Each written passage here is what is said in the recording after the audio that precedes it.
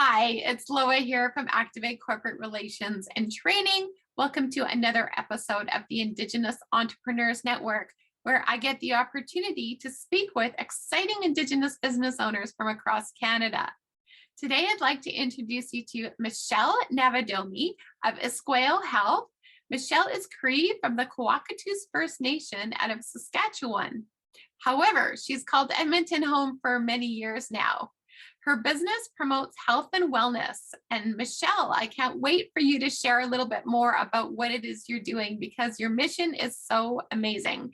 And how long have you been in business? Can you tell us more about yourself and your company? We've been around since 2008. Oh, wow. Does it seem like that long?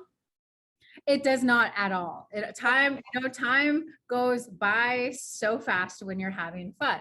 Oh, does it ever? And it sure seems like you are following your passion. And all of the poking around I've done on your social media channels and your website, and it's just incredible how you are inspiring people. And you get tons of engagement too. It's obvious you've built this incredible community of people who really feel that you care about them and you're helping them to really optimize their health and wellness. So, Chris, how did you get into this line of work in this business?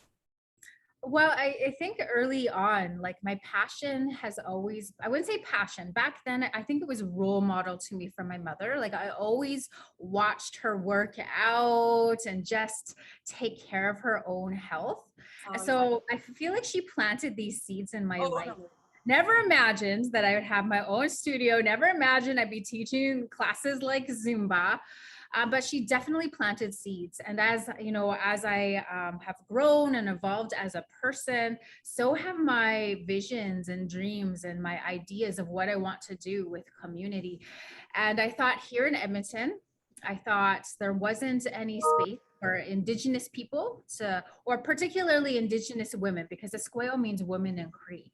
Right. There wasn't a space where, for us. And I know what it was like going to gyms and studios way back then. I think things have changed, thank goodness. But way back then, I remember just feeling so uncomfortable and so feeling just like I just didn't belong. So I just wanted to create this space where, we belong, and, our way is inclusive. So it's everybody. So it's, even though it's Iskwew, it means it's really everybody.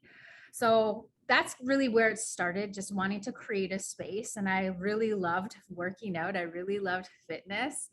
And then it just grew from there. Oh, that's amazing. And what's been some of the biggest lessons that you've learned that you can share with others? If you were to go back, would you change anything or would you do it all exactly the same? That is such a great question.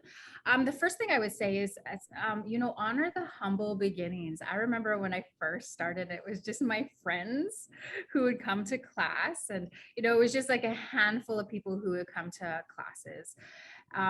But that didn't discourage me, because if you have something in your heart, if you have a dream, a passion, you will continue to show up for it. So humble beginnings. So anyone who's beginning, just remember and just honor those humble beginnings, honor those lessons, honor those moments. So that's a big one for me. I think part of the journey too has been community. It's all about community. It's all about what the community wants. So listen to your audience, listen to the people, the clients, the community that you're wanting to connect with. So I remember I'm not a Zumba. So anyone who doesn't know what Zumba is, it's like this amazing class. It really is inspired from the Latino folks. It's really good music, really good moves, like salsa, cumbia. That wasn't ever my thing. Like I'm a boot camp, kickboxing girl. But when I listened to the community, like they wanted the dance, they wanted Zumba. So I think that that's important too, is just really listen and pay attention to your audience and listen to what they want and step up your game. Like I had to go to extra training. I have to put in extra hours because dancing is not. Oh, coordination, right? Right?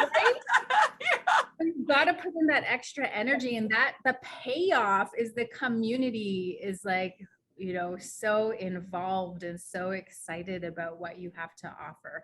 So really listen to the community. And then I think those two are the big ones. Yeah. Something else that I really noticed too, like you really want them to build a lot of self-love. It's not just the mission of becoming physically healthy, but it's the holistic way of looking at how are you connecting to yourself? How are you connecting to your culture? How are you connecting to your community? And bringing that all together. It's such an incredible way to help people to move forward in their life and really feel strong and feel good about themselves. Yeah. It seems like that's what you built. Yeah, and that's really, really important. I think when I first started out, like it was all, honestly, it was all about physical fitness. It was all about movement. And I think with anything, there's growth and evolution and just coming to a place, even for me personally, like this journey is about self-love.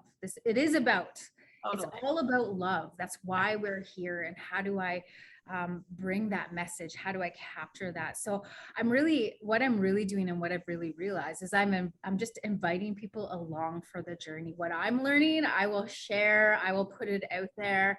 And I think it's really, really important. So self-love, there's a Cree word, Sagi Hisuin, which I just really, really have clinged to in the last couple of years. It's so important. Yeah. Oh, isn't it, Michelle? That's really what keeps our world moving and keeps us all connected and feeling good about life in general. And so what do you see happening for the next 2 to 5 years? What's on your Yeah, that's a great, I think I've already kind of turned that corner a little bit. So I really have taken up meditation. That was never my thing. I was like, I don't need, what's this meditation? But realizing, I've been meditating for all of these years, and I just never called it that. But also just really believing in the power of mindfulness and meditation. If there's anything, like I've realized today, if there's anything that I could teach anybody that I know, and it's not very much, but it would be about mindfulness and meditation. So I really want to look and grow into those aspects, create programming, create opportunity. I feel like, even with the COVID era, like that has really brought a virtual platform, which I never really had before. Cause I didn't know this Zoom business. I didn't know much about technology. So I was always in the studio, always in person. So I also want to grow with that as well. And because I think when I first started my business, I made a little vision board, and I said, and some of the words, and I was a little naive back then, but some of the words on that vision board, and I still have it, is bring fitness to the First Nations. Oh, I love it. And so now I have you're this ability to do that. So I really want to focus on that a little bit more too. Oh, absolutely. And the great thing too about having this digital platform is there's no boundaries. You can reach people from in the remotest communities, and hopefully they have some high speed internet, but also just like you can in the urban center. So it's really nice. What's on your agenda immediately? Like, what kind of classes are you doing? You're offering meditation now? Like, what does the business look like today? Yeah. So right now we're finishing a 7-week challenge. I'm a challenge girl. I work really well, under the umbrella of challenges. And yes. So we're just finishing that.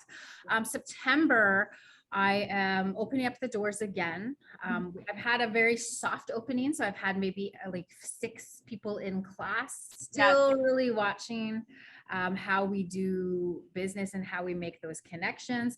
So September, the first week in September, I am offering Zumba, fitness, kickboxing, and a boot class. That's in studio. So I'm really looking forward to getting people sweating again in the studio here. Oh yeah.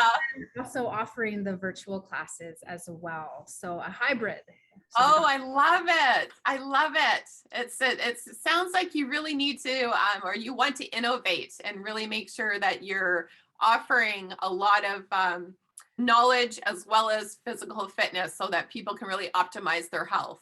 Absolutely. Absolutely. So I'm really looking forward to it. So right now we're just focusing on getting the community back into the studio and then build from there. But again, being mindful of what's happening with COVID, the numbers are rising. So just being really cautiously optimistic and doing what we can. just to bring community, calling the circle back into the studio. You know, Oh. it's smaller numbers this time. I love what you're doing, and I'm so glad that you joined us here today to share your story. It's like I said, really inspiring. So everybody go over to Michelle's Facebook page and join the community. And if you're located in Edmonton, definitely stop by the studio, check out some of her classes, and make sure you follow her online for sure, because there's going to be a lot of exciting things happening. Thank you so much, Michelle. Thank for being here today. And thank you everybody for watching and tuning in. And please make sure to hit that subscribe button below if you love to hear Indigenous entrepreneur stories like Michelle's. And we will see you all again very soon. Thanks again, Michelle. My honor.